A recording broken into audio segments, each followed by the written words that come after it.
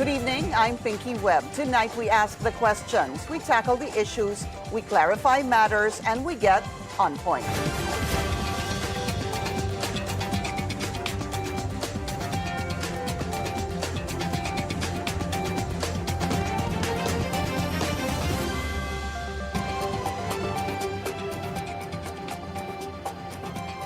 The Senate Blue Ribbon Committee, under the new leadership, has cited 3 more individuals in contempt for allegedly lying in the probe into anomalous flood control projects.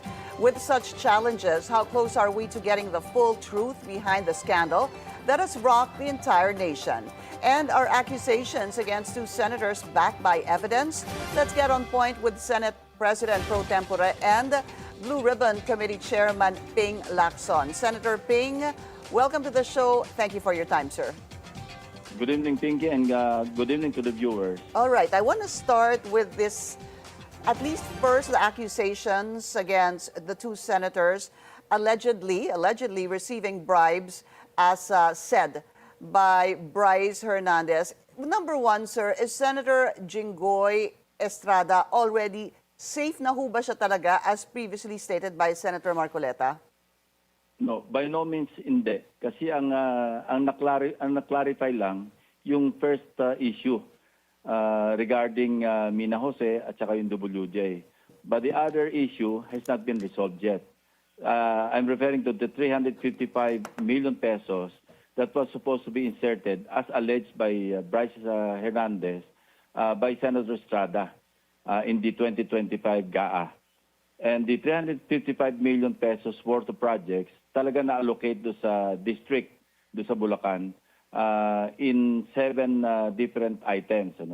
5 items na-allocate noong May 2025 and the remaining 2 items, July 2025. We have verified on the ground kung ano itsura o status ng mga projects. There are 3 phases, phase 1, phase 2, phase 3. Mayroong mga projects na phase 2 and phase 3, may mga items na phase 3 lamang. So may mga issues doon kasi may mga red flags kami nakita. In the case of Senator Villanueva, Senator, I hope you don't mind. I hope you don't mind. I'm going to stop you there just to continue on with what you were saying, because just to lay down the premise here, you're right, sir. There were 2, at least, issues that needed to be cleared with Senator Jinggoy Estrada. The first was this supposed 30% kickback, or at least even this sinasabi pong relationship with this Mina of WJ / Beng Ramos ni Huba, because of the text message that Bryce Hernandez showed during the House hearing. So at least doon po, sinasabi nyo, totoo pong safe na siya with that regard, because that Mina of WJ, who appeared in yesterday's hearing, really said, hindi ko po kilala si Senator Jinggoy Estrada at hindi po ako nagdala ng pera sa kanya. In fact, supposed to be yung sinasabing dala-dala niya ay pambayad para sa joint venture sana with another construction company for a project. Correct. All right. No, there was no joint, there was supposed to be a joint venture, as explained by Mrs. Mina Jose, na hindi nag-post through, hindi natuloy. Because she wasn't able to come up with the deposit or bond, whatever it is, na hinihingi ni Bryce Hernandez, nire-require. So, Bryce Hernandez interpreted the obligation na ipapadala as a bribe. Pero hindi. Ang sinasabi doon, she wasn't able to come up with the required deposit or bond na hinihingi ni Bryce Hernandez. Dinikit niya lang yung Beng Ramos when he said that Beng Ramos is a member of the staff of Senator Estrada. We verified that. No. Si Beng Ramos is actually staff member ng Blue Ribbon Committee ng room. Right. I was questioning that, Senator Ping, when I was watching the hearing yesterday. And I wanted to get your thoughts on that, because I was wondering, because of what Bryce Hernandez said, at least dito pa rin tayo kay Mina Jose / Beng Ramos na supposed to be may dalang obligasyon, etc., sir. Do you think that he kind of overstated or over-implied, or nilagyan po niya ho ba para sa inyo ng kulay itong text na to actually accuse Senator Jinggoy, or do you think he innocently thought meron pong relationship, or relation rather, si Senator Jinggoy dito po kay Mina/Beng Ramos? Either one of the two. He insinuated that Mina Jose actually was supposed to have brought or received the ano ba to? On behalf of Beng Ramos, ano? Kasi WJ. Yung obligation actually is not a bribe but obligation do sa deposit. So but Bryce Hernandez managed to insinuate, no, whether deliberately or innocently, hindi natin alam. That was not established. But the point is, there's no connection with a project, supposed project, kasi hindi naman natuloy yung project. Okay, all There's right. no connection with whatsoever with Jingo Estrada. Right. So doon po safe na siya. In fact, just to follow through on that, there was a CCTV that you showed, which you talked about prior to yesterday's hearing, na nagpunta nga itong si Mina Jose sa Senado, September, hindi ho ba? But it was also made clear that the office that she went to was kay Senator Erwin Tulfo, supposed to be to fix a leak doon po sa kanyang veranda. That is correct. That is correct. Because Alright. that's a requirement. Whenever we renovate the offices, kailangan merong canvas eh. Sa ano yan, sa 1984, sa Procurement Act, hindi pwedeng isa lang ang kausap mo. So, yun ang purpose. So, Senator Erwin Tulfo, wala siyang kamalay-malay kung ano yung background ni Mina Jose, simply because member ng staff niya yung kumontak. Right. So, that's also, I think, clear, ano? Okay. So, set aside na po yun. Wala na po yung supposed allegation dito kay Senator Jinggoy at yung pagpunta po ni Mina Jose. As far as WJ is Apo, dito concerned. pa, yeah, so yan po, safe na po siya doon. Now let's go to what you were saying, sir, the 355 million that was included in the 2025 budget that Bryce Hernandez said Senator Jinggoy allotted for Bulacan. Prior to yesterday's hearing, just for premise, sir, I recall that you were saying that sa inyong investigasyon, meron ho talagang 355 million na insertion. And it was not done during the HGAB or the House version. Sabi mo, it was either sa Senate version or sa BICAM, in-insert po itong 355 million. Would that be correct, sir? That is correct. Okay. Because it was not in the net sa 2025, neither is it the House version, the House GAB. So either in the Senate version or in the BICAM, the realignments that happen in the BICAM. Most probably, as my staff had initially looked into the insertions, kasama ito sa 142 billion na supposedly inserted during the BICAM. The 355 million is part of the 142 billion that has been talked about that was allegedly inserted in the BICAM. Question, sir. Malalaman niyo ho ba sino nag-insert nitong 355 million? No way, because there's no record, no minutes, no transcripts kung sino yung responsible sa mga amendments, sa mga realignments, particularly sa BICAM, because there's no, ang BICAM ito lang yung bicameral conference ng budget bill, ito lang yung talagang walang minutes, walang transcript. That's why we're batting for a more transparent budget process. Starting with the net, all the way to the House GAB, Senate version, and even in the BICAM, there should be minutes and transcripts or records of who are the proponents of the amendments, aka insertions. Senator Ping, how can you connect Senator Jinggoy Estrada to this 355 million na inilagay po sa mga proyekto sa Bulacan noong 2025 as alleged by Bryce Hernandez? Well, first, there's this allegation made by Bryce Hernandez. And na-validate naman ito sa official record, aka yung GAA of 2025. So there's no doubt that Hernandez somehow is credible when he mentioned that it was Senator Jingo Estrada na nagbaba noong budget sa kanyang district na nagkakahalaga ng 355. Because we already verified, sabi ko nga, 5 items and another 2 items, May and July, na eksakto yung amount, 355. Now, there's one element lacking in order for us to pursue this angle or this issue. The lacking element is yung allegation niya na mayroong kickback na 30%. He has to prove that. And this morning, it dawned on me because yesterday he was asking permission to get out of the premises of the Senate to look for possible documents that he might have kept in his house or in his office.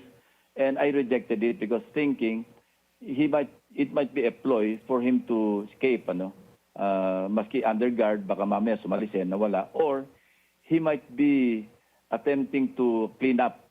Kasi remember, frozen yung accounts niya. Merong Court of Appeals na order to freeze his accounts. And iniisip ko noon, at that moment, na baka meron siya mga accounts na alam niya hindi na-cover ng freeze order na pwedeng linisin niya. So outright, I rejected. But this morning, I slept over it last night. And then this morning, it dawned on me and I called up the Senate President. Sabi ko, I just thought, ba't hindi natin payagan? As long as under heavy guard ng OSAA and talagang every minute nasa tabi niya yung OSAA, but we'll only allow him to be out of the Senate premises from 6 a.m. to 6 p.m. Hindi pwedeng overnight. And he agreed. Inapprove ni Senate President Soto, and as we speak, inapprove niya na in writing because he told me to write him a letter request. I did this morning. And right after lunch, I was informed that he had already approved the letter request. So mechanical na lang yung paano siya escortan ng OSAA. And I told my staff to not to forget to coordinate with Bryce's lawyer. Napaka-importante. And make very clear instructions that the only purpose, the sole purpose of him going out or getting out of the Senate premises is to look for documents. Opo. Nothing more than that. But how do you ascertain or how do you confirm, Senator Ping, yung sinabi po ni Bryce na si Senator Jinggoy ang nagbaba ng 355 million pesos sa Bulacan? Because while it's true, upon your investigation and your team's investigation that there was 355 million worth of projects in 2025 in Bulacan, how do you connect that to Senator Jinggoy, sir? The credibility of Bryce? Well, that adds up. The validation found in the budget books under the regular budget, yun yung nag-add ng credibility sa sinasabi ni Bryce Hernandez. Because kung sinabi niya mayroong 360 million or 400 million at hindi tumama doon sa GAA, I would not even believe him a bit. I understand that. But ang tanong ko po kasi, how do you connect Senator Jinggoy? I mean, he could easily say it could have been any other senator. Well, kung meron makuhang dokumento, ledger, notes, or whatever evidence that would further, boost yung allegation niya na kay Senator Jinggoy talaga yung 355 na siya nagbaba, whether or not siya yung nag-insert, pero siya yung nagbaba, and then meron siyang naiwan ng nakuha ng notes or ledger na purportedly na talagang nagbigay siya ng 30%.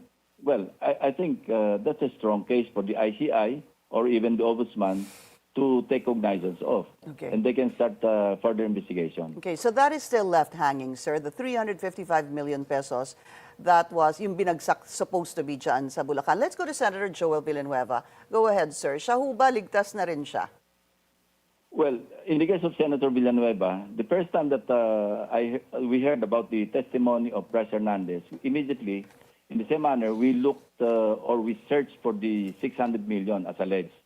And we couldn't find the exact amount and the items as enumerated. Because remember, Bryce Hernandez enumerated the items, na description ng items. And we couldn't find. So, sabi ko, walang credence o walang credibility yung accusation ni Bryce Hernandez against Senator Joel. And then, during the hearing yesterday, Senator Gatchalian, being the chairman of the Finance Committee, pinakita niya yung slides ng ito yung mga unprogrammed funds. Right. Pero ang purpose niya was not to pin down Senator Joel.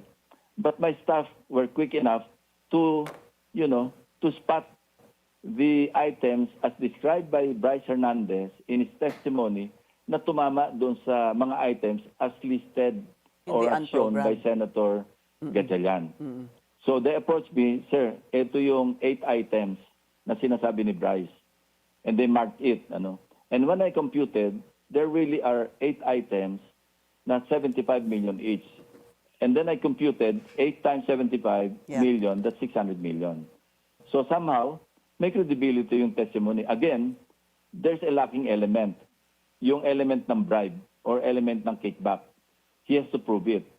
So, kung meron siya makita, or not only limited to the to our two colleagues, ano, but it may expand to other, maybe congressmen or other personalities. Because remember, when I asked him about the piles of cash on the table, kasi nakabukod-bukod na, he identified one pile of cash na sinasabi niya para sa isang USEC or isang congresswoman.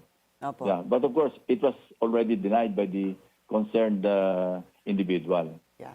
And before we go on a break, when you took some time talking about that as well, yung pera po na naka-display. Definitely, it came out, sir, no, Senator Ping, that sa bahay po yun, ano? Which you actually named the individual. Office. Yung another set ng piles of cash, yun yung sa sinasabing bahay or tambayan nila, which is owned by the alleged bagman of Alcantara, and which Bryce Hernandez confirmed. Ano? Sabi niya, bahay talaga yan, property yan ni Lauren Cruz. That's why we're also inviting Lauren Cruz, because we already have initial information that Lauren Cruz is the bagman of Henry Alcantara. Why? Because we discovered some documents, kasi mahilig mag-donate itong si Henry Alcantara ng mga vehicles sa mga mayor, sa mga towns, municipalities in Bulacan. And so we became curious and we found yung mga sales invoices ng mga purchased vehicles under the name of Lauren Cruz. And when we asked on the ground, kilala talaga na ito yung malapit kay Henry Alcantara. And we're trying to pursue that. Ano? Kasi yung the other set of files na mas malaki, if you count, nasa mga 200, 300 million yun eh. But what's more mind-boggling, Pinky, yung revelation ni Sally Santos, 457 million pesos delivered to Bryce Hernandez on March 24, 2025 in one single delivery. Yeah. Imagine, almost half a billion pesos, i-deliver mo kay Bryce Hernandez. That's why it is still unresolved. Kasi ang tanong ko, bakit yung contractor ang nagbabayad sa DPWH? Sabi mo nga, baliktad. Yeah, Senator, you were saying baliktad, hindi ho ba? Sabi mo, bakit DPW? Yeah, and that has not been resolved because si Bryce Hernandez kept on pointing finger at Henry Alcantara. Yeah. And Henry Alcantara kept denying.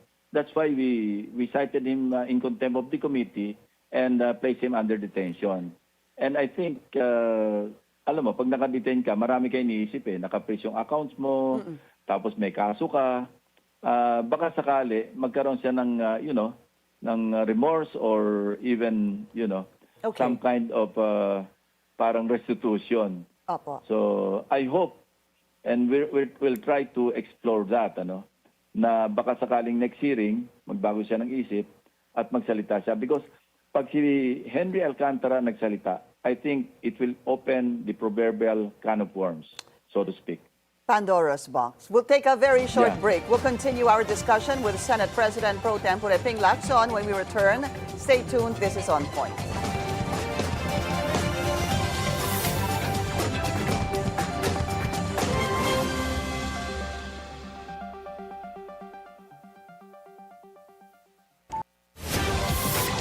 Welcome back. Still with us, Senate President Pro Tempore and Blue Ribbon Committee Chair Lacson. Senator Lacson, welcome back. You know, I really wanted to ask you also, between Henry Alcantara and Bryce Hernandez, napansin ko po, panay po yung tanong kay Bryce at hindi po kay Henry. Bakit ho natuon yung most of the questions to Bryce, who is supposed to be under Henry Alcantara? In other words, tawag niya nga ho kay Henry, Boss Henry. Bakit ho yung tanong puro kay Bryce? I'll tell you why. Because he showed signs of cracking. And I personally wanted to exploit that. Because nandun siya sa point ng parang resigned eh. Remember, he almost cried, di ba?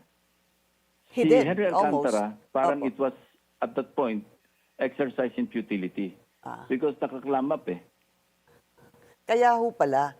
Kasi Yeah. nagtataka ako And, that you time, know, bakit puro kay Bryce? Yeah, because siyempre, being an investigator for the longest time, Yeah. alam ko when to, take advantage of a situation. Nakita mo nagka-crack na siya, then, magpulso ka na lang.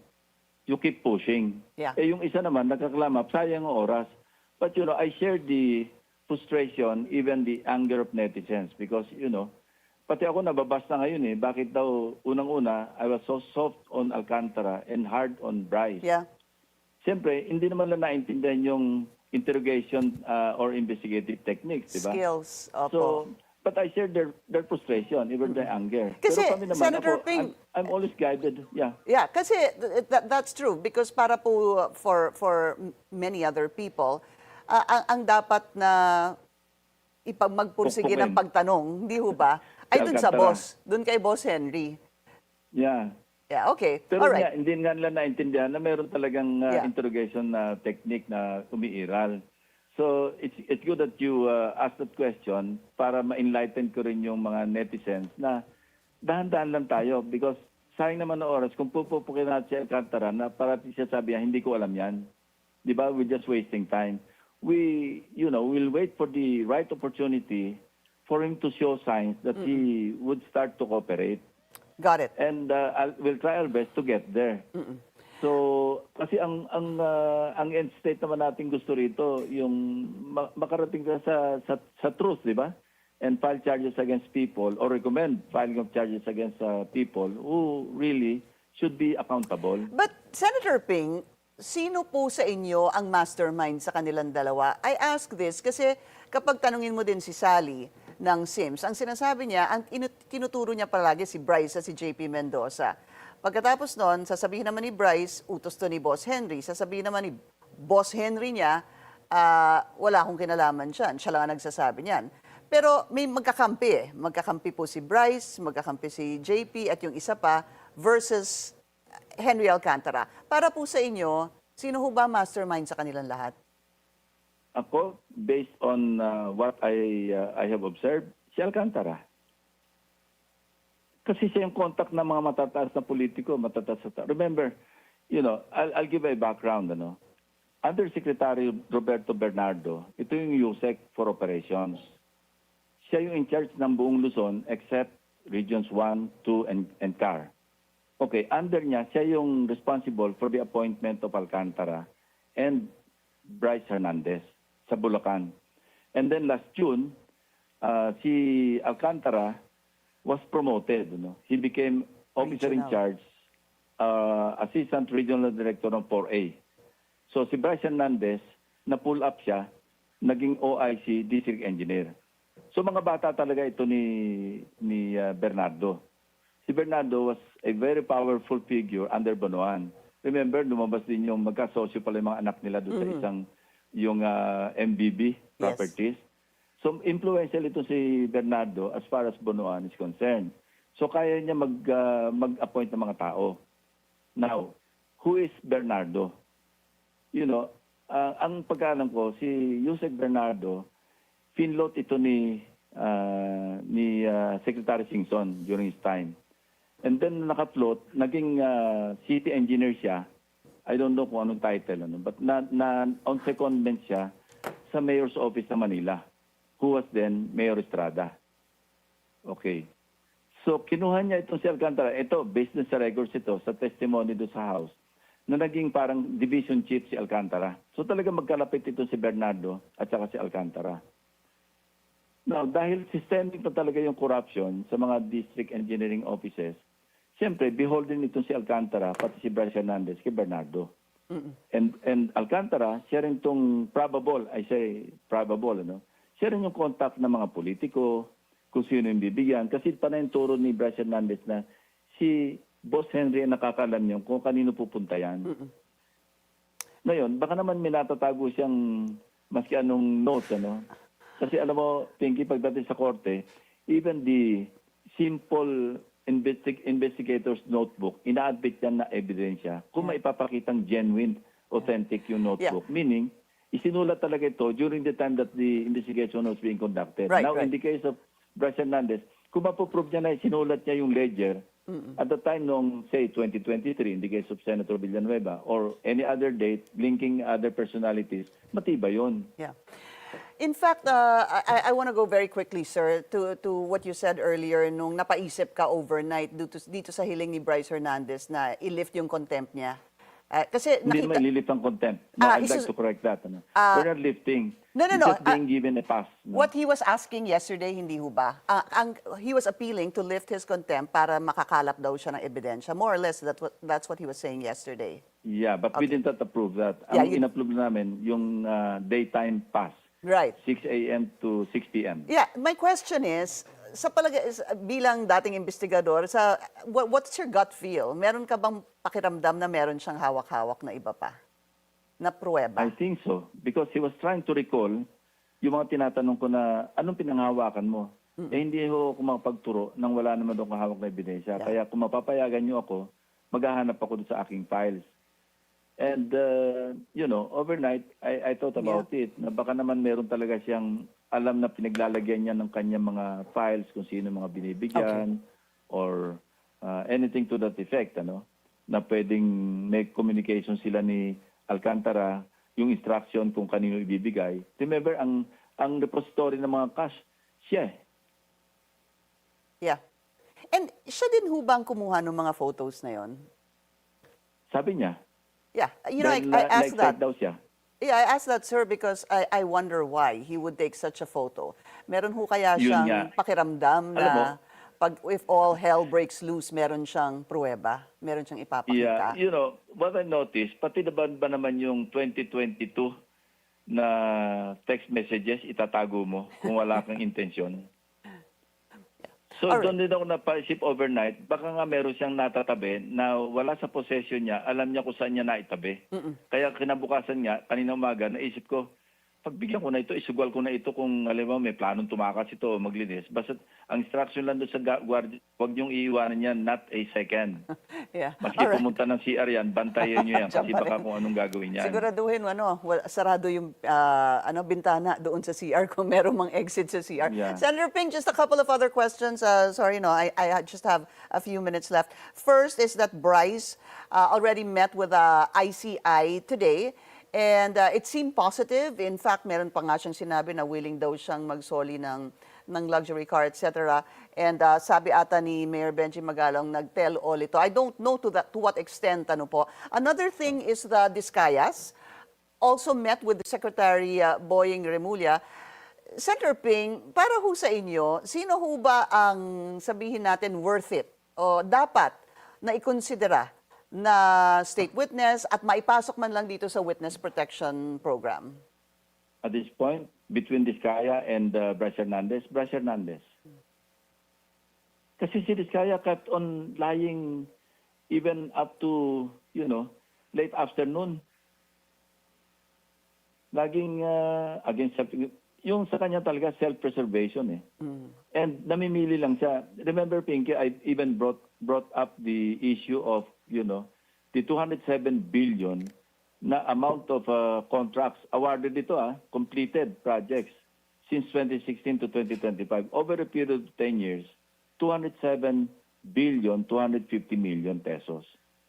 And nag-spike ito starting 2017, 2018, bumaba ng konti 2019 because of the vetoed 95 billion. Yeah. And then umakit ulit siya ng 2020, 2021 I remember in you spite said of the that. COVID. At nagtaka ka nga dahil COVID nun. Right. Correct. Tapos nag-spike ulit siya ng 2023, 2024. Okay. Ang tataas naman ng kanyang kontrata. Okay, last question, sir. There was a press conference also today. I don't know if you caught it. Si former Governor Chavit Singson, sabi niya dapat daw ang unahin na imbestigahan dito ang Ilocos Norte dahil marami daw Discaya companies that built infrastructure there and also flood control projects, as I understand. And he went on to say, wag na sumali sa rally, baka daw magkagulo pa dito. Ang kanya, dapat daw merong revolusyon ng corruption, where he said high school and college students ay huminto muna sa pag-aaral hanggang bumaba daw lahat ng mga corrupt. What do you say to that, sir? Well, I don't want to comment because that's his personal opinion. Ano? Regarding Ilocos Norte, anomalies, especially on or involving flood control projects, are commonplace.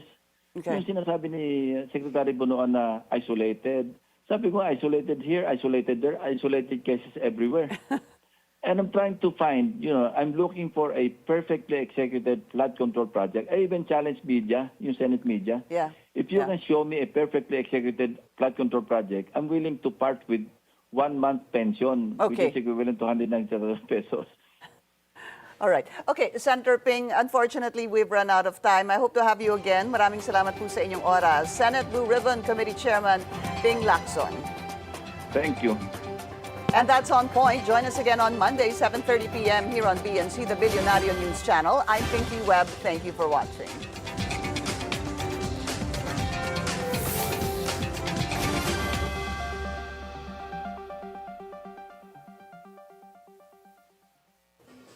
Diyan na yung mga aso eh.